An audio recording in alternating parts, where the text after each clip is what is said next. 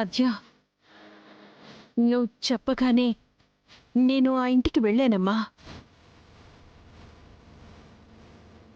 రామాని తిట్టేశాను. రామా అది తను కాదు అంటుంది. అయితే రామలక్ష్మి చెప్పింది కాబట్టి అదంతా నిజమని నువ్వు కూడా నమ్ముతున్నావా పెద్దమ్మా? రామ అబద్ధం చెప్తే నాకు అర్థమైపోతుందమ్మా. ఓనివే, నేను చెప్పింది ఇప్పుడు మీకేమనిపిస్తుంది? అబద్ధం అనిపిస్తుందా? అబద్ధంలా అనిపించలేదు, కానీ కానీ అపార్థంలా అనిపిస్తుంది అత్తయ్య.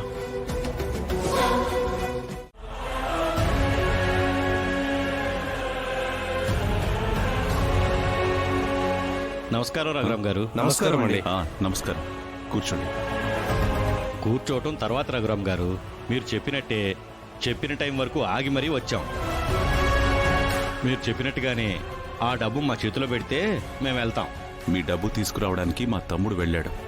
ఈ పాటికి వచ్చేస్తూ ఉంటాడు. కూర్చోండి. మన పని మీద వెళ్ళారంటున్నారు కదా, కాసేపు కూర్చుందాం. కూర్చోండి.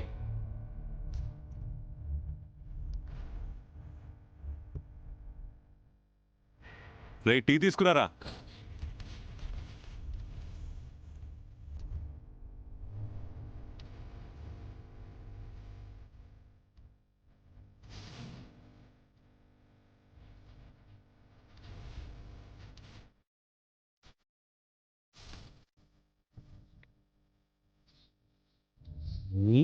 ఏంటి ఉత్త చేతుల్లో వచ్చాడు? నాకు అర్థం కావట్లేదు. రఘురామ్ గారు, మీ తమ్ముడు డబ్బు తెస్తున్నాడు అని చెప్పారు. మీ తమ్ముడేమో ఉత్త చేతులు ఊపుకుంటూ వచ్చాడు. డబ్బుల్ని ఎవరన్నా వెనకాల మోసుకొస్తున్నారా ఏంటండి? ఏమైంది శివరాం? ఎమ్మెల్యే గారు లేరన్నయ్య. ఆయన లేకపోతే ఏంటి? ఇంటికొచ్చి డబ్బు తీసుకెళ్ళమని నాతో చెప్పారు కదా. ఇంట్లో చెప్పుండొచ్చు కదా. ఇంట్లో వాళ్ళని అడిగావా? అడిగానన్నయ్య, వాళ్ళకేం చెప్పలేదంట. ఏంటి రఘురామ్ గారు, అంటే ఇప్పుడు డబ్బు లేనట్టేనా? మీరు చెప్పిన మాట నీటిలో బుడగమాటేనా? అంటే మమ్మల్ని నట్టేట ముంచినట్టేనా? లేదండి, ఎమ్మెల్యే గారు ఖచ్చితంగా ఇస్తానని అన్నయ్యతో చెప్పడం నేను విన్నాను. ఆయన ఏదో మర్చిపోయినట్టున్నారు. ఒక్కరోజు టైం ఇవ్వండి. మీ అన్నయ్య 2 రోజులని మొండి చేయి చూపించారు. నువ్వు ఒక్కరోజని మమ్మల్ని ఇంకా ఎర్రిబాబులను చేయాలని చూస్తున్నారా? డబ్బు లేక చెప్పే టైం కట్టలేక అన్నదమ్ములు ఇద్దరు కలిసి కట్టుకథ బాగానే లేశారు. చూడండి, మా అన్నయ్య ఎడం చేత్తో లక్షలు దానం చేసిన మనిషి. మీకిచ్చే ఈ కాస్త డబ్బు కోసం మీకు కథలు చెప్పాల్సిన కర్మ మాకు పట్టలేదు. అర్థం చేసుకోండి. అబ్బో, మీ అన్నయ్య ఈ ఊరికి పెద్ద కలియుగ దానవీర సూరకర్ణుడే సార్.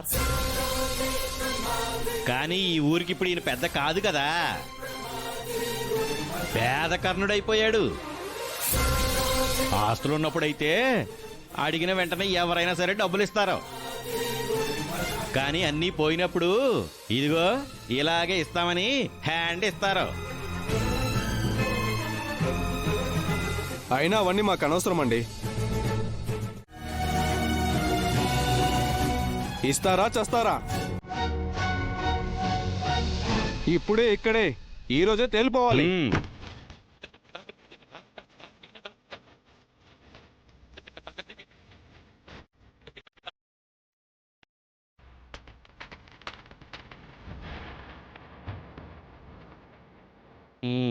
మొత్తానికి మన డబ్బు గట్టిది కాబట్టి మన దగ్గరకు వచ్చేస్తుంది.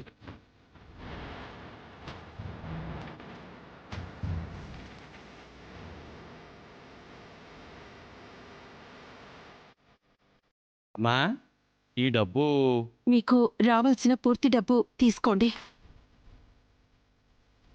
నిన్నెవరు అడిగారు? నువ్వెందుకు తెచ్చావు? అడగకపోయినా తేవాల్సిన అవసరం, కట్టాల్సిన బాధ్యత నాకున్నాయి కదండి. నీ అవసరం మాకు లేదు.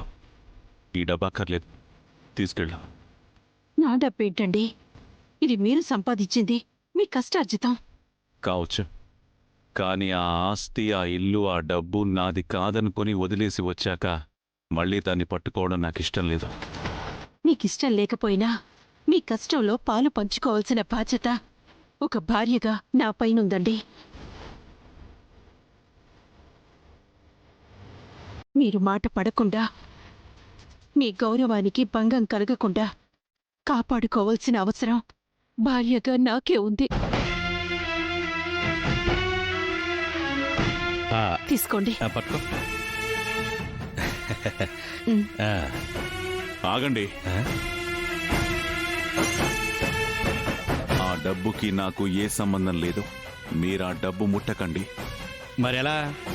ఈ డబ్బు కాకుండా మీ దగ్గర ఒక్క రూపాయి అయినా ఉందా? ఒక్కరోజు గడివివ్వండి. నా తల తాకట్టు పెట్టైనా సరే మీ డబ్బు మీకిస్తాను. మీ తలని ఎవరు తాకట్టు పెట్టుకుంటారండి? ఇప్పుడు ఏముందని మీకు? ఏమీ లేనప్పుడు ఇలా వచ్చి ఎవరైనా డబ్బులు ఇచ్చినప్పుడు ఏమీ మాట్లాడకుండా నోరు మూసుకుని ఉండాలి గాని ఇంకా లెవెల్ మెయింటైన్ చేయకూడదండి. ఆపండి. మాటలో మర్యాదగా రానివ్వండి. ఆయనతో మాట్లాడే స్థాయి మీకు లేదు. ఆయనకేం లేదని ఎవరు చెప్పారు మీకు? అందరి ఇళ్లల్లో ఉన్నట్టే మా ఇంట్లో కూడా ఏవో చిన్న చిన్న గొడవలొచ్చాయి. 2 రోజులు ఆగితే అవే పోతాయి.